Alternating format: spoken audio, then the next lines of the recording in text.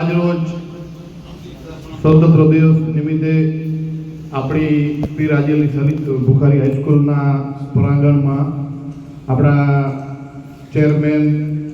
Vice chairman તેમજ બધા trustee અને ગામ અને દૂરથી પધારેલ તમામ આગેવાનોની ઉપસ્થિતિમાં આ કાર્યક્રમમાં આપ સૌ વિદ્યાર્થીઓ, આ હોસ્ટેલના વિદ્યાર્થીઓ અહીંયા ઉપસ્થિત છો અને આ કાર્યક્રમ આપણી ભારતીય પરંપરા મુજબ 15મી ઓગસ્ટ અને 26મી જાન્યુઆરીના આપણે રાષ્ટ્ર પર્વ તરીકે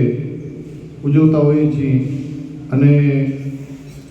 એ કાર્યક્રમમાં અમે અહીં બેઠા છીએ અને જે વિદ્યાર્થીઓમાં એમનો જે સ્કિલ ડેવલપમેન્ટ જોઈ રહ્યા છીએ, જે માંડવીના એક વિદ્યાર્થી આવ્યો અને એણે જે એની સ્પીચ આટલું બધું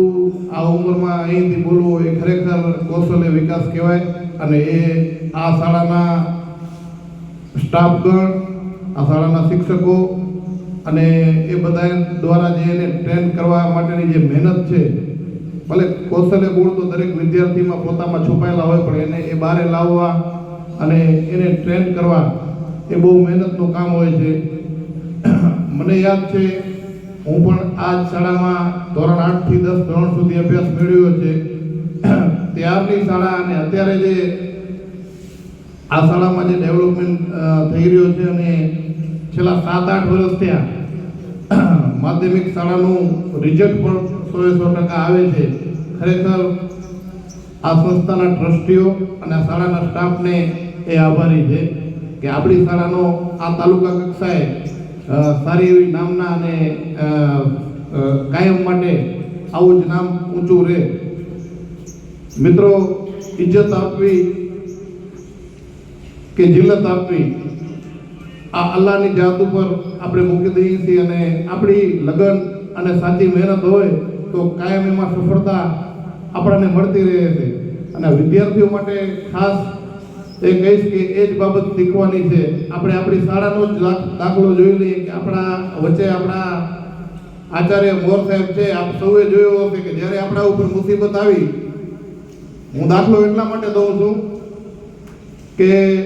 એ જ આપણું વહીવટ તંત્ર છે કે એમને ગુનેગારના કેટેગરીમાં ઊભા રાખી અને ગુનેગારની શ્રેણીમાં લઈ આવ્યા હતા, પણ એમણે હિંમત ના હારી, કારણ કે એ સાચા હતા. એમણે નિડરતાથી પોતાનું કામ ઈમાનદારી પૂર્વક કર્યા રાખ્યો. તો પાછો એવો સમય આવ્યો કે એ જ વહીવટ તંત્ર છે જે તાલુકા કક્ષાએ આ શાળાના માધ્યમથી એમનું સન્માન પણ કરવામાં આવ્યું. એટલે કહેવાનો તાત્પર્ય એ છે કે આપણે આપણી સાચી દિશામાં અને સચ્ચાઈ ઉપર હશું તો વિઘ્નો ગમે એટલા આવે, મુસીબતો ગમે એટલી આવે, આપણે નિડરતાથી લડતા રહેશું તો હંમેશા જીત સચ્ચાઈની થશે. આ જ કોન્સેપ્ટ સાથે આ શાળાની અંદર આખા કચ્છના અને કચ્છ બહારના વિદ્યાર્થીઓનું ભવિષ્ય બહુ મજબૂત રીતે સિંચન થઈ રહ્યું છે. એના માટે આ સંસ્થાના ટ્રસ્ટીઓ અને આ સંસ્થાના સ્ટાફગણ બહુ જ સઘન મહેનત કરી રહ્યો છે અને સમગ્ર